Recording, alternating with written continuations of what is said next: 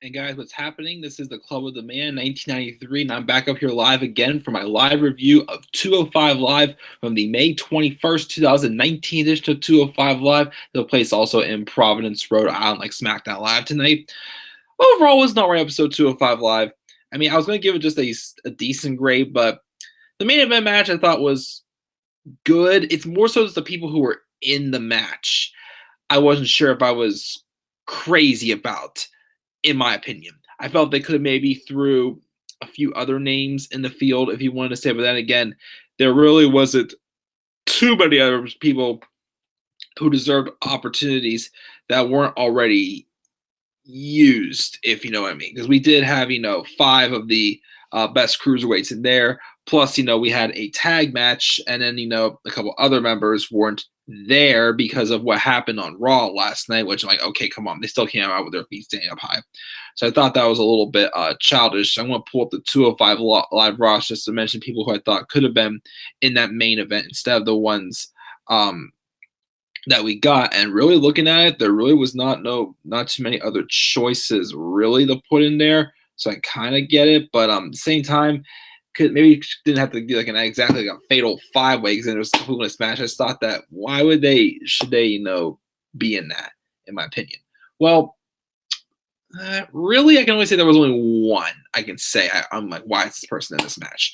And of course, I'll get to that, of course, in a little bit. But check the live chat. Tyler has W should not let AJ lose the title to Brian because he teamed up with his friend Charlotte in the mixed match challenge. I get it. Let's talk about the 205 Live, though. We opened up with a recap of what happened with Tony Nese and Arya Daivari at Money in the Bank. Again, that was that was just an okay match. It was just an average match, and no one really seemed to care for. But, Arya Daivari, for him, being built up and on like an undefeated streak for a while, obviously did deserve to be, challenging for the Cruiserweight Championship, but I didn't think he deserved to win it yet.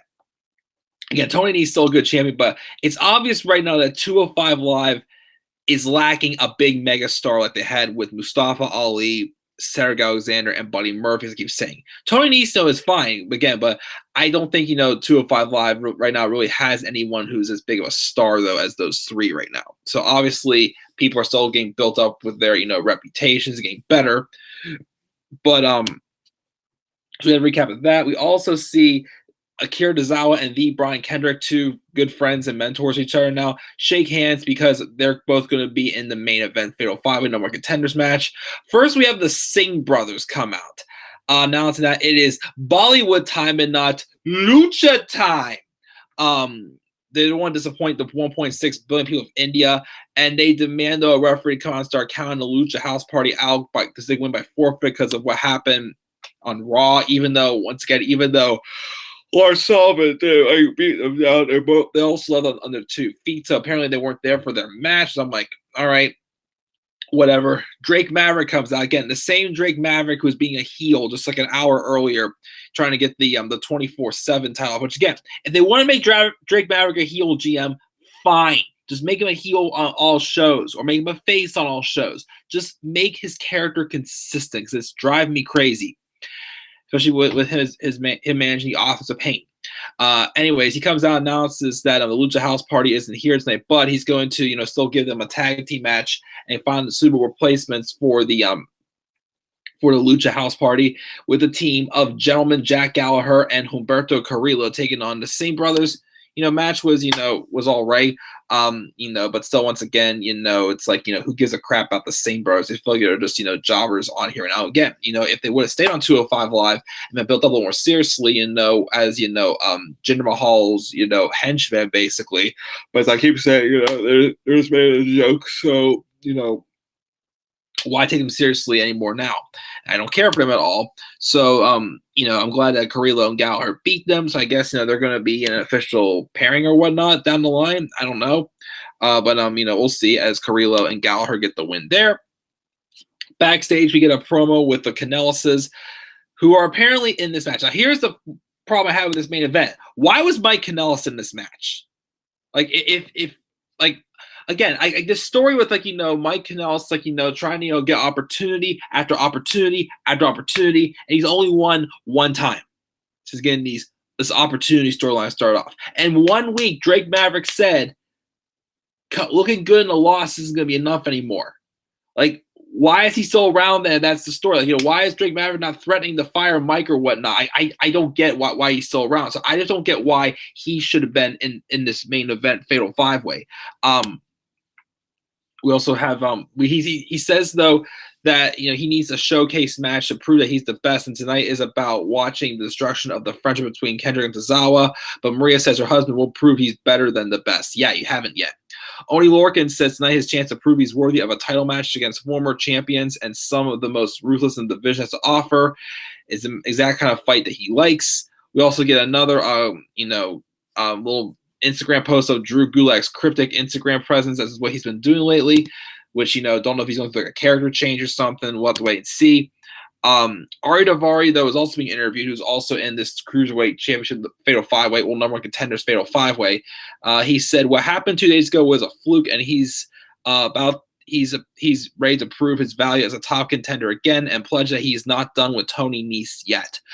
So at the main event is the Fatal 5-Way with Akira Tozawa, Ari Daivari, the Brian Kendrick, Mike Kanellis, who I felt should have been left out of the match, and Oni Lorcan. It was a good physical, Fatal 5-Way. Gave these guys enough opportunities. Looked like any 5 of these guys could have won. Mike Kanellis almost won after hitting the twisting DDT on Oni Lorcan. I believe it was Oni Lorcan hit his finisher as well. He has some good hard hitting moments. There was that 4-man suplex that led to when Ari Daivari did like a frog splash. But to, of course, not get get the pinfall victory. For a time, I thought Daivari was going to win this match. I thought maybe he was going to win to earn a second opportunity. But I'm like, it's like, I'm okay with him being in this match. But same time, it's like, I don't think, I want to see another match with Tony Nese and Ari Daivari anytime soon. Because it wasn't really the most star-studded match. It should have been at least on the pre-show. I'm sorry. Again, I know I want the Cruisers on the main show, but again, that was a match that should have been on the pre-show. Tony Nese and Buddy Murphy, on the other hand, should have been on the main show, not Tony Nese and Ari Daivari. But there was also a couple times where they had the Brian Kendrick and Akira Tozawa going at testing their friendship and whatnot. Obviously, the last time there was like a Fatal 4-Way number one contenders or not number one contenders, just a Fatal 4 match just to give someone some more momentum when Daivari won that. Obviously, he stopped Mike Kanellis from doing that. So it looked like he was trying to get his revenge on that, but it didn't quite work out. But then eventually, Akira Tozawa does get the victory, getting like a roll-up on Ari Daivari. So it looks like it will be Tony Nese and Akira Tozawa. It could be a solid match. I look forward to seeing what they can perform with that, with a face-on-face match. I'm guessing they may do this one at Super Showdown. Wasn't announced yet, but I guess that may be the Cruiserweight title match. We'll wait and see. But yeah, I think that should be a solid match when we see that happen. And that was the show for 205 Live. Tyler mentions a few more of his best and worst championship feuds. Save these for the stream this week, though, Tyler. There are definitely some good picks for sure. But that's gonna be 205 Live, guys. I'll give it a B-, like an 80%. And just an all-right show. But I liked the main event was a physical match. Don't get though why Mike Kanellis was in it. And the tag team match was decent. Again, I'm just not a fan of the Same Brothers being on 205 Live. I feel like just a waste of time. But what are your thoughts on 205 Live, guys? What are your thoughts down in the comment section below? And just always a slap a like on my video. Subscribe for more content to my channel. Follow me on Twitter at TheManAirBody3. And then I'll see you guys tomorrow for my NXT UK and NXT Live reviews. Until then, guys, have a great rest of your night. Peace out, everybody.